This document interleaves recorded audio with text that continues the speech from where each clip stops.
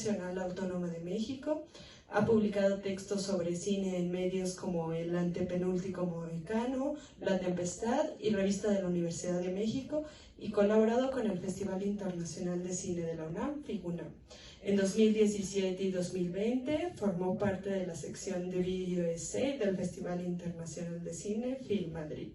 Y pues bueno, adelante Rafa, y muchas gracias por estar acá. Gracias Esther y gracias por la invitación también. Muy buenos días. Voy a leer la semblanza de Mara para dar inicio. Mara Polgowski es doctora por la Universidad de Cambridge y actualmente profesora titular en Cultura Visual Latinoamericana en la Universidad de Londres. Realizó estudios de guión con Beatriz Novaro y edición en el London College of Communication. Asimismo, trabajó como productora, co-guionista y asistente de dirección de los 4 largometrajes documentales de su hermano Eugenio Polgowski: Resurrección, Mitote, Los Herederos y Trópico de Cáncer, y los proyectos educativos The World y Aprendiendo Aquí y Allá, convirtiéndose en su más estrecha colaboradora. Desde 2017 se ha dedicado a la promoción de la obra de Eugenio y al rescate de trabajos poco conocidos, llevando programas específicos al Lincoln Center de Nueva York, Documenta Madrid, el Institute of Contemporary Arts en Londres, entre otros. Trabaja como asesora en diferentes festivales de México y el Reino Unido y está encargada de la distribución de las películas de Eugenio en conjunto con el Centro de Capacitación Cinematográfica y de Piano de Distribución. Hola Rafael, muchas gracias. Hola a todas y todos. La verdad me emociona mucho verlos aquí y pues es un momento muy importante para la película que regresa a México después de una gira amplia por festivales internacionales. Perfecto, pues si les parece bien voy a hacer solo unas 2 preguntas como un poco para plantear el terreno en común y creo que despejar dudas generales que tal vez tendrán, y después abrimos el micrófono para que hagan las preguntas que deseen. Quizá la primera sería en torno al material que filmó Eugenio.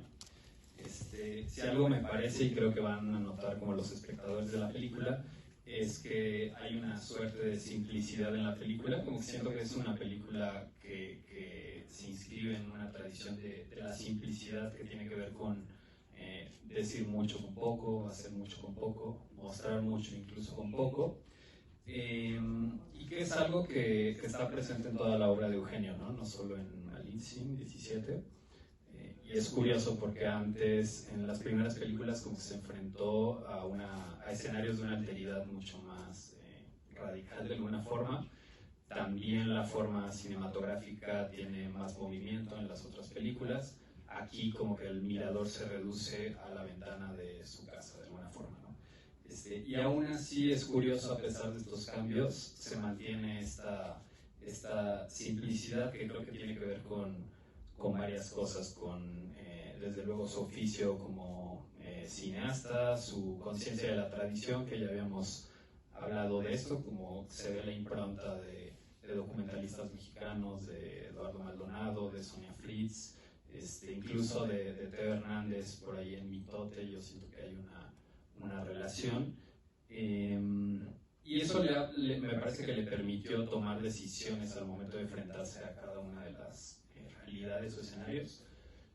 Y desde luego creo que lo más importante es su capacidad de observación, que el cine no era tanto una tecnología, una industria, no sé, incluso la taquilla, sino una forma de relación con el mundo, ¿no? Y creo que es de lo que queda más claro en Malintzin. Entonces mi pregunta, igual para también plantear el terreno, sería si este material que Eugenio filmó en una semana aproximadamente era algo que él acostumbraba a hacer, es decir, filmar todo el tiempo, si era un material pensado específicamente para hacer una película, o cómo fue que te encontraste y valoraste este material. Muchas gracias por la pregunta. Es compleja porque no tengo la respuesta completa por el hecho de que pues Eugenio no me dijo exactamente qué iba a hacer con este material.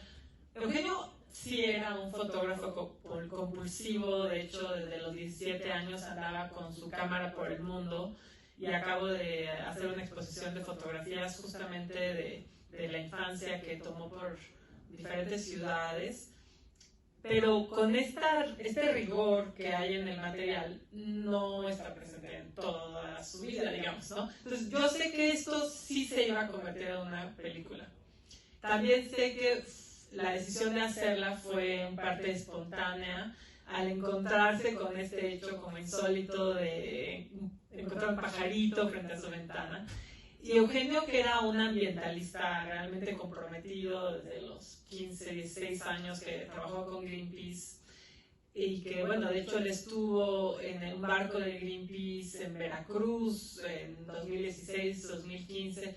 También su última película que termina en vida es sobre un río. O sea, él vio en este pájaro la posibilidad de hacer una alegoría del mundo contemporáneo. Entonces hay una decisión narrativa que es como cambiar de escala del río, de las grandes historias de, no sé, descongelamiento de los glaciares, a decir, ¿qué pasa si me centro en un solo personaje de la naturaleza y narro pues un episodio de su vida en medio de una metrópolis? Y en el Inter pues le toca cuidar a su hija, ¿no? O sea, padres separados, entonces pues tiene que incorporarla a la película y es un malabareo. Aunque lo que nosotros vemos en pantalla es muy orgánico y parece que básicamente recorté lo que ya estaba filmado, hay muchísima construcción en el montaje de la película. En realidad fueron 10 días de filmación y yo la recorté a 7. Y en realidad Milena, la nena, estuvo 2 días de esos 10. Entonces yo sí fui armando una narrativa a partir de los materiales que Eugenio había creado. Eugenio no dejó ni un guión, ni notas, ni había empezado a editar, no había ninguna secuencia. No sé qué hubiera hecho. Yo me imagino algo un poco más movido, tipo Mitote, que fue su tercer largometraje documental. Porque yo cuando trabajaba con él como que lo invitaba a veces a la calma y él de pronto entraba en este ritmo más acelerado, pero no sabemos. Finalmente también hay guiones de montaje en su material crudo. Pero, digamos, para no entrar en todos estos detalles, yo encontré este material a la postre de la muerte de Eugenio. Y lo encontré en un disco duro con el que él lo llevaba a todas partes. De hecho, creo que solo había una copia del material. O sea, si ese disco duro hubiera desaparecido por una razón u otra, hubiera desaparecido este material. Y sí estaba ordenado por días, pero, digamos, fue mucho mi labor de imaginación lo que terminé haciendo. Y hubo diferentes cortes.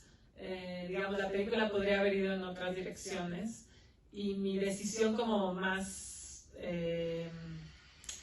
digamos, radical en relación a su obra previa es que Eugenio y Milena tuvieran una presencia tan importante, convirtiendo así la película en un homenaje a Eugenio, un homenaje a la maternidad.